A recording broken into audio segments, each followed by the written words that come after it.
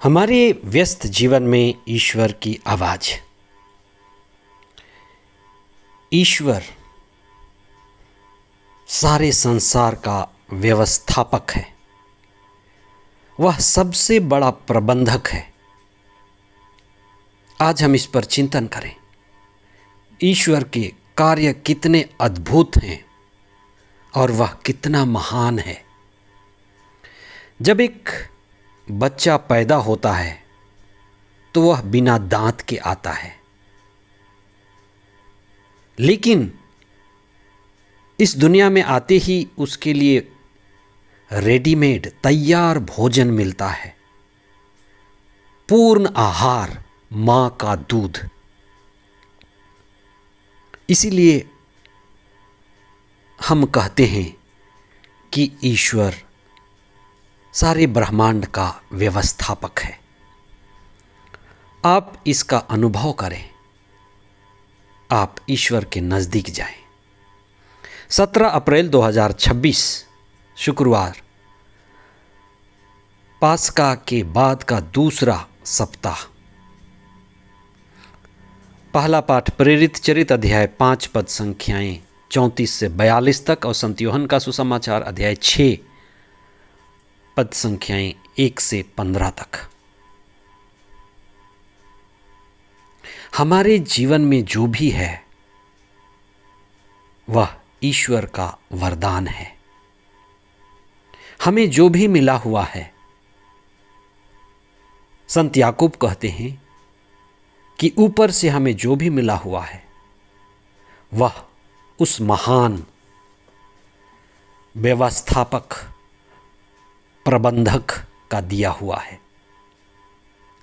आज के सुसमाचार में ईश्वर के प्रबंध करने की बात,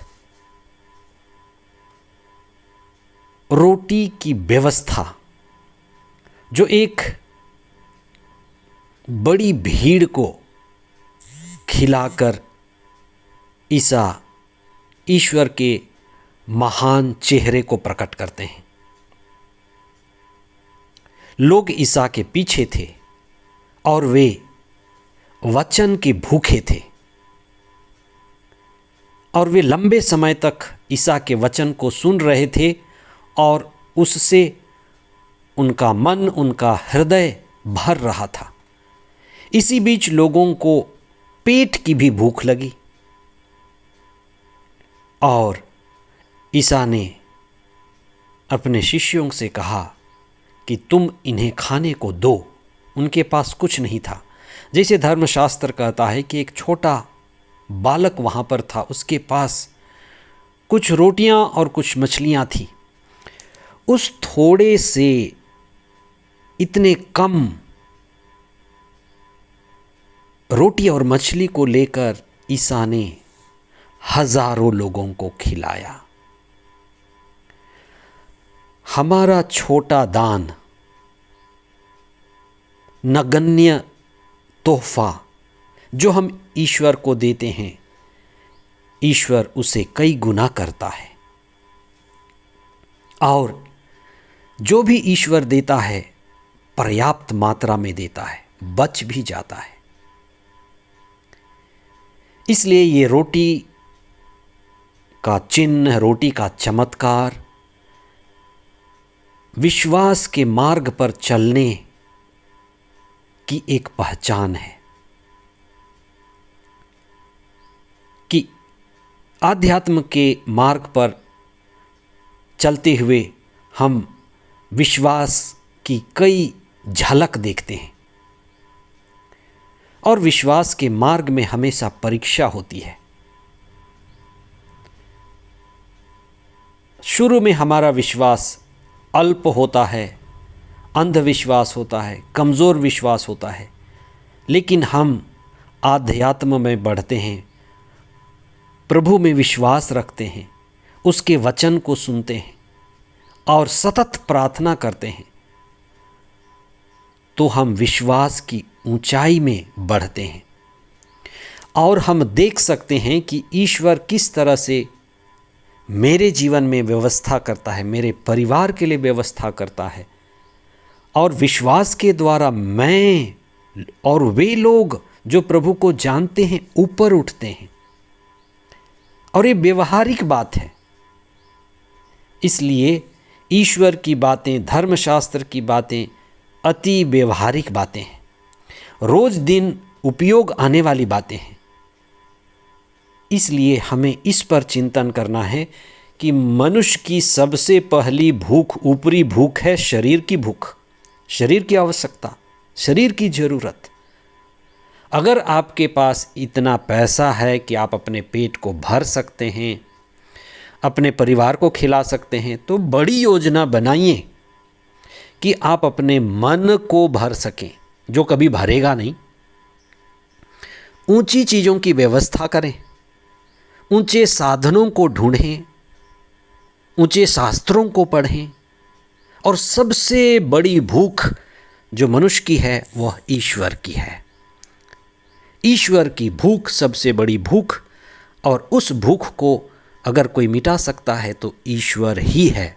इसलिए यीशु की वाणी हमारे भूख को मिटाती है। हमारी ईश्वर की खोज शुरू होती है शरीर से, पेट से, फिर मन से और हृदय की गहराई से।